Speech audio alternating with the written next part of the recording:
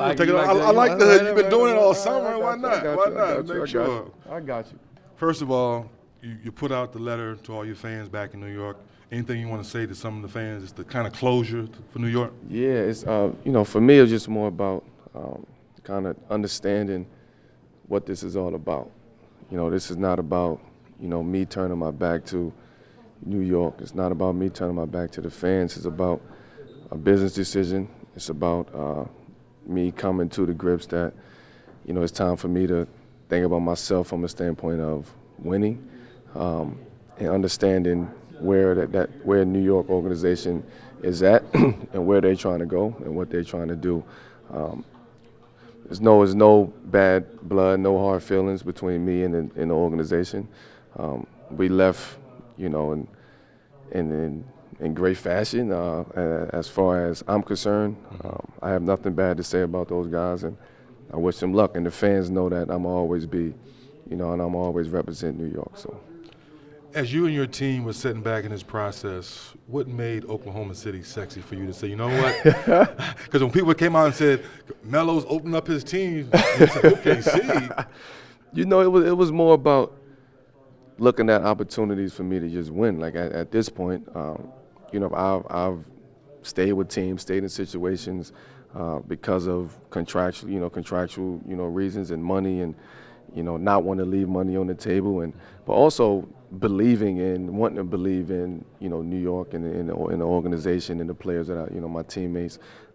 But then it came to a point where like, okay, now I really got to get serious about, my career. I'm not getting younger, and the only thing I'm missing is, winning and kind of just getting that joy back, getting that feel back, and kind of feeling refreshed. And I feel like that now. So. You and I were having a conversation the other night, and people talk about Melo the pounder. People forget Melo can catch and shoot.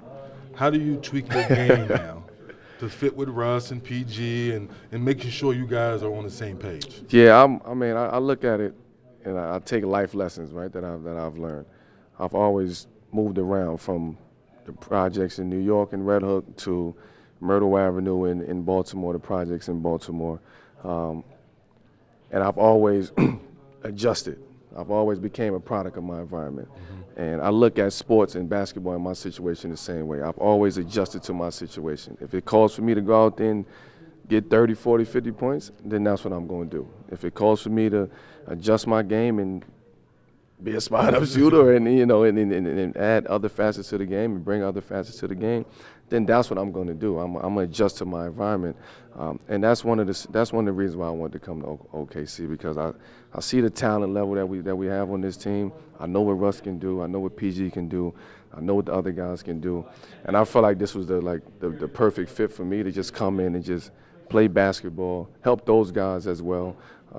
But just bring a different attitude, a different mentality into this situation. We talk about chemistry a lot in our league. How long do you think it takes for you guys to find that rhythm, find that chemistry? Because you had 3 alpha dogs. Yeah, it's the fourth quarter, and all course, 3 of you guys want the ball. Of course, man. It's going to take some time. We're going to have to adjust. But at the end of the day, man, we ball players. Right. We ball players, and it ain't no who's the first option, second option, third option. Listen, whoever's open gonna get it. If we feel like Paul is the one who got it going, and he got it going that night. If I got it going, I got it going. If Russ got it going, he got it going. We're not forcing the issue. Right. We're going to let it come to us. We're going to let it play out. It's going to take some time. We're going to have to get the kinks out. But at the end of the day, I think people overthink it. We're basketball players at the end of the day. I consider us smart basketball players. And we're going to make the proper adjustments that we need to make in order to make this work. So. You and I were talking about what the NFL's been doing, about our president and the comments he's made. What is your outlook on this? It's tough, man. And, I look back last summer when myself, LeBron, and D-Wade and CP stood up on the ESPY stage and kind of, did a call out to our fellow athletes and to stand up and step up and, and have a voice. So to see it spur from that into what it is right now, I'm all in agreement with what everybody is doing. I don't think there should be any backlash for what the athletes is doing. This is our country. We all have our right to say what we want to say. It's freedom of speech.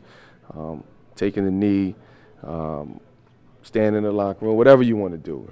However you want to, show your frustrations and we're not doing nothing harmful though. It's Right. you know, these athletes, football players now in particular, they just taking the knee. I mean, they're not arguing. They're not. There's no ruckus being caused. Like they just taking the knee. They standing for what they believe in. And you know, I got to take my hat off to Colin Kaepernick too, because he was one of the reasons why all of this is actually happening, and guys are actually standing up and having a voice in the NFL.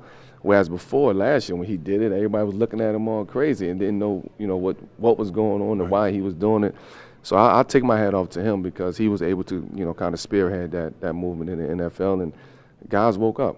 You know, NFL players woke up, and what the president is doing and what he's saying, you know, about those guys and about us as athletes, is only going to make us come together even more, become closer, and, you know, something we're witnessing history here. And something big is about to happen, and, you know, this joint venture between all the athletes is about to become bigger and stronger.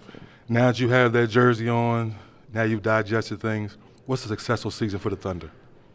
You know, I hate that question, man. I had to give it to you, though. I hate that question, man. And, you know, I think we raised the stakes. I think we raised the bar. Our expectations are very, very high. I can sit here and say we want to win the championship, which we actually do. We want to win the championship. But I can't say we're going to win the championship. It's a lot of work that goes into that process, into that journey. So I don't know what's a successful season. I can't put that in words. I mean, we would know what's a successful season at the end of the year when we sit back and look at it and, you know, kind of just address what's going on and, you know, kind of just look back. You know, I don't want to say what's a successful season. I don't want to put nothing out there right now. Well, I appreciate you spending some time with me. Thank you, brother. All right, stay healthy. That love, man. All right.